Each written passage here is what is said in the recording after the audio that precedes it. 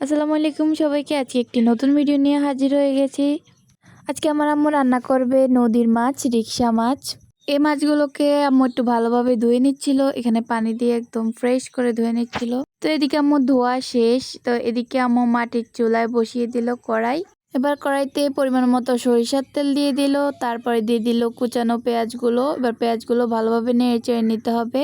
এবার অল্প পরিমাণে দিয়ে দিল রসুন বাটা, জিরা বাটা, আর এখানে অল্প একটু টমেটো পেস্ট করা ছিল, ওগুলো দিয়ে দিল। এবার সবগুলোকে ভালোভাবে নেড়ে চেড়ে নেবে।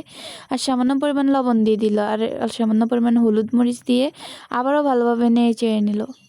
তো আমাদের এখানে মশলাগুলো কষানো শেষে আম্মু এবার দিয়ে দিল পানিটা ভালোভাবে দিয়ে ভালোভাবে নেড়ে চেড়ে নিতে হবে।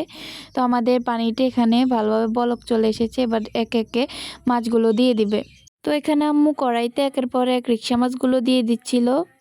এবার রিকশা মাছগুলো ভালোভাবে হওয়ার জন্য একটা ঢাকনা দিয়ে ঢেকে দিবে।